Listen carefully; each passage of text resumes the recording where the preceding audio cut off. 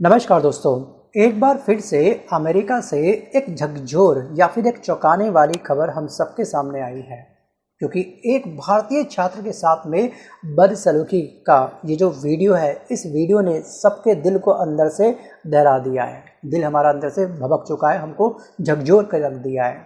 क्या है ये मामला, आखिरकार क्यों इसकी पिटाई हुई और क्यों पहनाई गई इस भारतीय युवा को हथकड़ियाँ, इन तमाम बातों को हम डेप्थ में समझने का प्रयास करेंगे। लेकिन उससे पहले जिस व्यक्ति ने ये मंजर अपने आंखों देखे देखा, अपना एक्सपीरियंस कि आखिरकार उसने क्या महसूस करा, उनके इस एक्सपीरियंस को इस पोस्ट के माध्यम से आप कर लीजिए एक बार।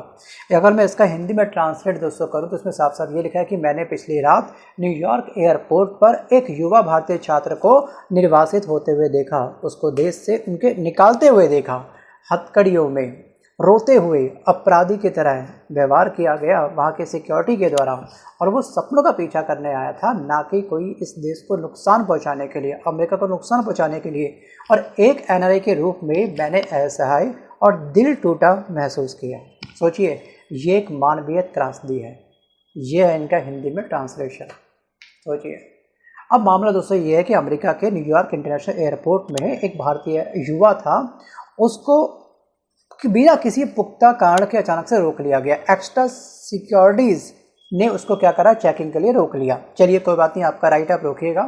लड़के ने ये बताया कि बस उसने अपने बैग की जांच के बाद में वहाँ से तेज़ी से निकलना चाहा, बस स्पीड थोड़ी सी बढ़ गई। उसके पीछे की वजह हो सकती है ना कि कोई उसका बाहर अपना कोई वेट कर रहा उसके पिकअप के लिए, हो सकता है कि फ़्लाइट थोड़ी सी डिले हो, उसका जो टाइमिंग है वो ज़्यादा बढ़ चुका, उसको जल्दी हो रही है निकलने के लिए, जैसे हम सबको होती है। आपने देखा होगा जैसे हमारे स्कूल की छुट्टी होती थी, टन टन टन हम कैसे निकलते थे, भागते जल्दी स्पीड से घर पहुंचना है। या फिर ऑफिस में जब पैकअप होता है हमारा, तो उस टाइम पे हम घर पहुंचने के लिए ऐसी जल्दबाजी दिखाते हैं, जल्दी मेट्रो पकड़नी है या फिर जो भी करना है, अपना कैब तक पहुंचना है, जो भी है। तो ये अमूमन ऐसा हो जाता है। लेकिन वहाँ पर मौजूद जो सिक्योरिटी होती है उसको बोलते हैं TSA। जो TSA के अफसर थे ना, उनको इसके ऊपर डाउट हुआ, तुरंत इसको रोक लिया। सोचिए, और रोकने के बाद में उसकी इस तरह से मतलब फ्लोर पे उसको गिरा करके हाथों को पीछे लेकर के उसके हथकड़ी बांध रहे हैं। ये क्या बात हुई भाई? मतलब ये हर दिन अगर हम देखें ना, अगर हम डाटा चेक करें तो हर दिन औसतन 22 लाख पैसेंजर की स्क्रीनिंग करता है ये TSA। स्क्रीनिंग बोले तो जांच करता है, सिक्योरिटी जांच करता है। और विदेशी छात्रों के साथ में गलत व्यवहार को लेकर के लास्ट ईयर 2024 में इस TSA, इस डिपार्टमेंट के खिलाफ 1200 से ज़्यादा शिकायतें दर्ज की गई थी। और मैक्सिमम शिकायतें किसके थी? वो लड़के जो विदेश से यहाँ पे आकर के रह रहे हैं, जो पढ़ाई कर रहे हैं, फिर गिग्स वर्कर हैं, उनके साथ इतना घटिया बर्ताव होता है। सोचिए एक बार। और एक छात्र जो अमेरिका में स्टडी कर रहा है, उसके साथ ये बर्ताव कैसे कर सकते हैं आप? अगर स्टैट्स हम ध्यान से देखें तो जो विदेशी छात्र यहाँ पे आके बैठ के पढ़ रहे हैं, चाहे वो हार्वर्ड विश्वविद्यालय या फिर अदर गिग्स वर्कर क्यों ना, वो अप्रत्यक्ष रूप से आपके देश के अंदर एक बहुत बड़ा कॉन्ट्रीब्यूशन कर रहे हैं। मैं बात कर रहा हूँ फाइनेंशियली। हर साल, जी हाँ, हर साल करीब 2 लाख भारतीय छात्र पढ़ाई कर रहे हैं इस कंट्री के अंदर, अमेरिका में। और हर साल औसतन 5 से 7 मामले ऐसे सामने आते हैं जहां पर भारतीय स्टूडेंट को यहां पर रेशियल प्रोफाइलिंग का सामना करना पड़ता है, इसका शिकार होना पड़ता है। जांच करने का तरीका भी अजीबोगरीब। और सोशल मीडिया में इस वीडियो ने बिल्कुल कोहराम मचा दिया है, दिल खट्टा कर दिया हम भारतीयों का। जो लोग अपने यहाँ पर विदेश में जाके पढ़ने का सपना देख रहे हैं, उनका सपना टूट चुका है। और इस घटना की गंभीरता से मेरे पॉइंट ऑफ व्यू से जांच होनी चाहिए। और दोस्तों, ये कोई पहली बार घटना नहीं है कि ऐसा कुछ हुआ हो। वो तो ठीक है कि कुणाल जैन ने एक पोस्ट कर दिया और उसको संज्ञान में ले आए हम सबके। ऐसे कितने लोग होते होंगे, ठीक है, कहा सुनी हुई हल्की सी, भाई सिक्योरिटी गार्ड है, TSA अफसर है, कौन से बहस करेगा। गलत व्यवहार हुआ, अंदर बस गलत व्यवहार का घुट पी लिया, अंदर अपना क्लच लिया और लग गए अपने काम पर। ऐसे कितने केस होते होंगे। मतलब कि भारतीयों के कंडीशंस ना विदेशी देश के अंदर कुछ खास इतने अच्छे हैं नहीं। बस दूर के ढोल हैं, सामने लगते हैं, खेत अच्छे लगते हैं, जब खेत में उतरते हैं तब चलता है कि वास्तव में खेत के अंदर कितने कितने चैलेंजेस हैं। कभी सांप आ रहा है, कभी कैचुआ आ रहा है, कभी मतलब कि कुछ चीज़ें हैं। इसलिए बाकी अब यहाँ पर क्या हुआ कि इस घटना का वीडियो सोशल मीडिया प्लेटफॉर्म पर वायरल हो गया। और दोस्तों, ये कोई घटना पहली बार नहीं हुई है। भारतीय छात्र विदेश में बेहतर भविष्य के लिए जाते हैं और ना कि डर और अपमान का शिकार बनने के लिए। क्या अब अमेरिका को अपने सिस्टम में बदलाव करने की आवश्यकता है? और जब तक ट्रंप है ना, तब तक मुझे लगता नहीं है बदलाव हो पाएगा। अभी हाल ही में आपने देखा कि कैसे लॉस एंजल्स में घरों के अंदर घुस करके ये डॉक्यूमेंट वेरिफिकेशन कर रहे हैं, ज़बरदस्ती लोगों को पकड़ पकड़ करके उनको डिपोर्ट करना चाह रहे हैं, वो भी बड़ी संख्या में।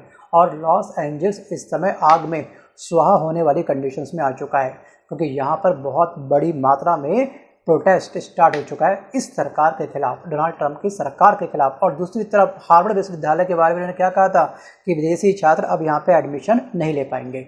इसके बारे में मैं डिस्कस करूँगा आपको चंद मिनट बाद दोस्तों, लेकिन उससे पहले आपको एक वीडियो थोड़ा ध्यान से देखना है। ये है कांग्रेस की प्रवक्ता सुप्रिया श्रीनाथ, जिन्होंने इस बात को लेकर के एक तगड़ी टीका टिप्पणी करी है, एक बहुत बढ़िया तंज किया है।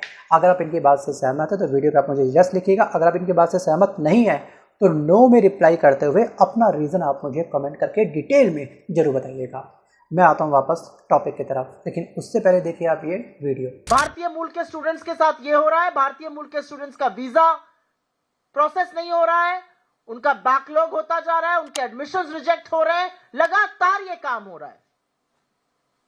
अमेरिका ने हमारे 682 लोगों को हथकड़ी पहनाकर, बेड़िया बांधकर, बंधक बनाकर अपने मिलिट्री जहाज से हिंदुस्तान भेजा।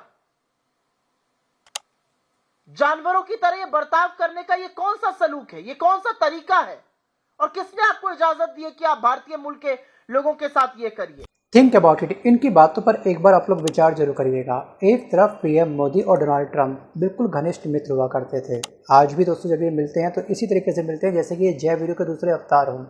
लेकिन यहाँ पर डोनाल्ड ट्रंप के दांत हाथी के दांत हैं, दिखाने के कुछ और खाने के कुछ और। हमारे ऊपर भी इन्होंने रेसिप्रोकल टैरिफ ताक दिया था। आपको याद होगा कुछ समय पहले स्टील और एल्युमिनियम पर भी जो 10% टैरिफ था उसको 25% कर दिया। उसके बाद उन्होंने इस टैक्स को, इस टैरिफ को 50% कर दिया, लेकिन हमने चुप्पी साध रखी है इस बात को लेकर के भी। आपको याद होगा किस तरह से इंडिया पाकिस्तान के बीच में सीज फायर को ये लोग 11 बार डोनाल्ड ट्रंप माला जाप कर चुके हैं। 11 बार ये मंच पर बोल चुके हैं कि ये सीज फायर इन्होंने रुकवाया है। वो भी क्या, जब इन्होंने हमको ट्रेड को लेकर के, व्यापार को लेकर धमकी दी, तब हम तैयार हुए हैं सीज फायर के लिए। ये है इनके स्टेटमेंट, और अभी भी हमारी सरकार इस बात को लेकर थोड़ी चुप है। क्या सच में हम किसी के दबाव में आ रहे हैं इस समय? क्या ये दबना हमारे लिए आने वाले समय में एक बहुत बड़ा खतरा हो सकता है, जो खतरा बन चुका है? आप देखिएगा कि हार्वर्ड विश्वविद्यालय में आप कैसे मना कर सकते हो भाई पढ़ने से हमको? मतलब पढ़ाई में किसी का जोर नहीं है, कोई बाउंड्री यहाँ पे काम नहीं करती है। चलिए, आपको याद होगा कोविड जब आया था, कोविड-19 आपको याद होगा ना, कोविड-19 महामारी की वजह से अमेरिका में ज़्यादातर विश्वविद्यालय अपने ऑनलाइन क्लासेस कर रहे थे। ऑनलाइन क्लासेस अब स्टार्ट हो चुकी थी कि भाई कोई लैब्स ना हो, किसी का वर्ष खराब ना हो, तो ऑनलाइन क्लास सब जगह चली है। और तभी ट्रंप प्रशासन ने एक चौंकाने वाला फैसला लिया था कि अगर कोई विदेशी छात्र सिर्फ ऑनलाइन क्लास कर रहे हैं तो उसे अमेरिका छोड़ना होगा, अपने देश वापस जाओ, क्लास वहीं से ले लो। आप सोचिए, जिस समय लॉकडाउन चल रहा है, फ्लाइट पूरी तरीके से बंद है, उस समय ये इतना बड़ा रिस्क ले रहे हैं कि अपने देश से मुझे छटनी करनी है, बस केवल मौका अच्छा है, ट्रम्प कार्ड खेल डालो, जितने विदेशी छात्र हमारे देश के अंदर रह रहे हैं उनको बाहर निकालो। यहाँ पे भी इन्होंने अपना उल्लू सीधा करना चाहा। और अमेरिका में 2020 में उस समय कुल 10.5 लाख विदेशी छात्र पढ़ाई कर रहे थे, जिनमें से 2 लाख से ज़्यादा छात्र भारत से थे। सोचिए, 2 लाखों का वहाँ से ये डिपोर्ट करना चाह रहे थे। उनके पास अच्छा मौका था, कोविड आ गया, उनके लिए वो वरदान बन गया। और हार्वर्ड विश्वविद्यालय में हर साल लगभग 5000 अंतर्राष्ट्रीय छात्र एडमिशन लेते हैं, और ट्रंप के इस फैसले का सीधा असर उन छात्रों के भविष्य पर पड़ रहा था।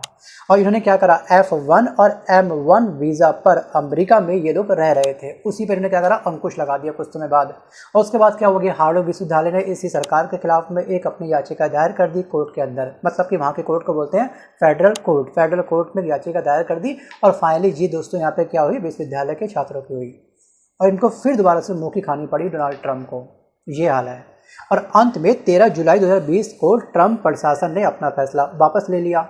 लेकिन सवाल ये कि इतने सारे छात्र तनाव में क्यों डाले गए अचानक से?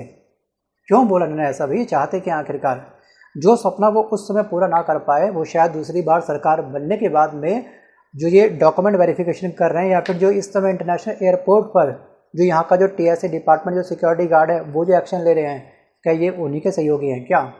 अब इनके इस फैसले से क्या इम्पैक्ट पड़ता है? इनको क्या लगता है कि ये विदेशी छात्रों को उनके देश वापस भेज देंगे तो इनकी इकोनॉमी बूस्ट होगी? नहीं, ये इनकी गलती है।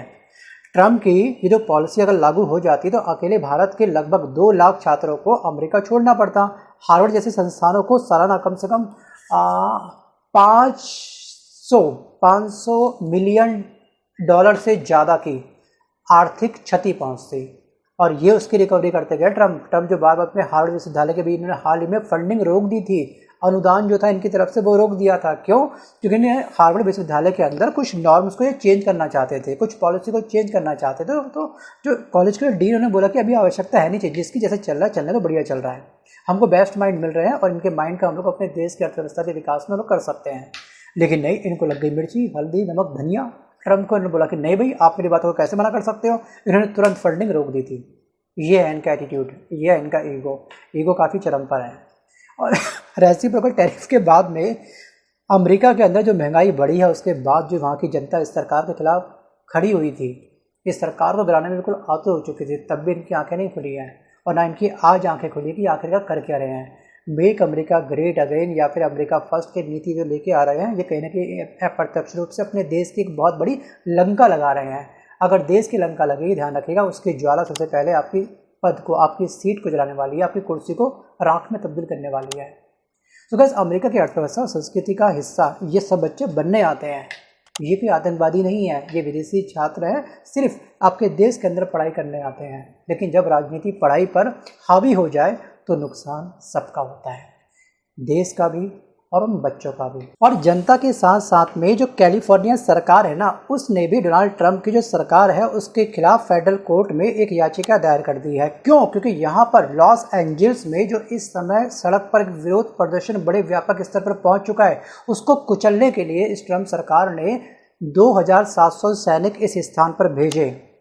और उन सैनिक को पूरी पावर होती है कि जो प्रदर्शन कर रहे हैं उनके खिलाफ आप कोई भी एक्शन ले सकते हो, लाठीचार्ज से लेकर के फायरिंग तक के भी। सोचिए, और यहाँ पे लॉस एंजल्स में चल रहे प्रवासी अभियान के विरोधी प्रदर्शनों के बीच में शहर में सैन्य मौजूदगी बढ़ाने वाला जो इन्होंने आदेश दिया है, उसके बाद भी इनकी छवि पर एक बहुत बड़ा बट्टा लगा है। ये कर रहे हैं आबैल मुझे मार कहीं ना कहीं, इसे बोलते हैं विनाशकाले विपरीत बुद्धि जो डोनाल्ड ट्रंप कर रहे हैं। चाहे वो रेसिप्रोकल टैरिफ के माध्यम से हो, चाहे वो अपने देश के युवाओं के खिलाफ बढ़ती हुई महंगाई क्यों ना हो रेसिप्रोकल टैरिफ के बाद, या फिर दोस्तों अपने देश से, अपने दूसरे विदेश से आने वाले युवाओं को देश से निकालना ही क्यों ना हो।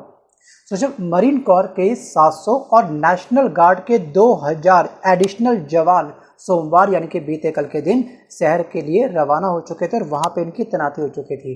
और इससे पहले रविवार को भी आपको याद होगा कि मैंने एक वीडियो शूट किया था, उसमें 2000 जवान शहर में पहुँच चुके थे। 2000 जवान इस प्रदर्शन को, इस प्रोटेस्ट को कंट्रोल कर रहे थे। 2700 इन्होंने और भेज दिए। भाई आप चाहते क्या हो? मतलब कि ये जो एजेंसी है ना, फेडरल इमिग्रेशन एजेंसी जो है, जिसका काम केवल यही कि इस देश के अंदर जो भी अवैध तरीके से लोग रह रहे हैं उनके डॉक्यूमेंट वेरिफिकेशन करना है, और यहाँ पर जो लोग तरीके से रह रहे हैं उनका भी लेकर के इनके पास राइट होता है कि वो डॉक्यूमेंट को चेक कर सके। इनकी चल रही है छापेमारी। फेडरल इमिग्रेशन एजेंसी का काम यही है कि हमको केवल अपने देश के अंदर अपने ही लोग चाहिए। सोचिए, और छापेमारी करके 40 से ज़्यादा लोगों को इन्होंने क्या करा, हिरासत में ले लिया। अब वो उन्हें करेंगे डिपोर्ट, और ये संख्या लगातार बढ़ रही है। और इसके विरोध में सोमवार को हजारों लोगों ने सिटी हॉल के बाहर में शांतिपूर्ण रैली निकाली, जबकि सैकड़ों प्रदर्शनकारी उस समय फेडरल कैंपस के बाहर जमा हुए। और कुछ लोगों ने अपना आक्रोश दिखाई दिया जब कंट्रोल नहीं हो पाया और पब्लिक प्रॉपर्टी को आग लगाना शुरू कर दिया। और इसके बदले कैलिफोर्निया सरकार ने ट्रंप प्रशासन के खिलाफ में अदालत में मुकदमा भी दायर कर दिया है। सो गाइस, आज की इस वीडियो में ना बस कर इतना ही। आपको क्या लगता है सच में कि अपना देश ही बेस्ट है, और जो लोग डंकी मार करके इतना बड़ा रिस्क लेकर के जान को हथेली पर रख करके जिंदा पहुँचेंगे नहीं पहुँचेंगे कुछ नहीं पता। आखिरकार ये सब क्या हो रहा है? क्या हमारे भारत में सच में बेरोजगारी का स्तर बहुत अधिक बढ़ चुका है, रोजगार कुछ है नहीं, इसलिए अपनों को भेज रहे हैं कि बेटा तो विदेश में चले जा, भले ही डंकी मार ले। काफ़ी सारे एजेंट पकड़े गए हैं जो डंकी रूट लगवाते थे। सोचिए, और ये सब आंकड़ा आप 1 बाय 1 वीडियो को पॉज करके खुद पढ़ लीजिएगा। अगर मैं डिटेल में आपको समझाऊंगा तो वीडियो की लेंथ बढ़ सकती है, कुछ डिटेल आप भी पढ़िएगा। क्या सच में हमारे देश का एक बहुत बड़ा फेलियर है कि हम यहाँ पर युवाओं को रोजगार नहीं दे पा रहे हैं? आप एग्जाम्पल के तौर पर ग्रुप डी में कितनी पोस्ट निकलती है, कितने बच्चे उस फॉर्म को फिल करते हैं, और एग्ज़ाम देने के बाद में एग्ज़ाम किस तरह से लीक हो जाते हैं। मैं बात करूँ तो इस समय राजस्थान जो PSC है उसके छात्र भी इस समय प्रोटेस्ट कर रहे हैं। मतलब कि बहुत कुछ चल रहा है पता भारत के अंदर अभी भी। मतलब वो रोजगार जो एजुकेशन इंसान ने लिया, युवा ने लिया, उसके हिसाब से उसको काम नहीं मिल पा रहा है। बेरोजगारी मेरा मानना है कि बहुत ज़्यादा, उसके बाद क्या होता है, डिप्रेशन बढ़ता है और जो युवाओं के अंदर जो सुसाइड रेट है, आत्महत्या की जो दरें हैं, वो भी लगातार क्या हो रही है, बढ़ती जा रही हैं। उस स्क्रीनशॉट को भी आप यहाँ पे वीडियो को पॉज करके खुद पढ़ लीजिएगा। सो गाइस, आज के इस वीडियो में बस कर इतना है। मिलता हूँ जल्द नए वीडियो के साथ, तब तक के लिए धन्यवाद।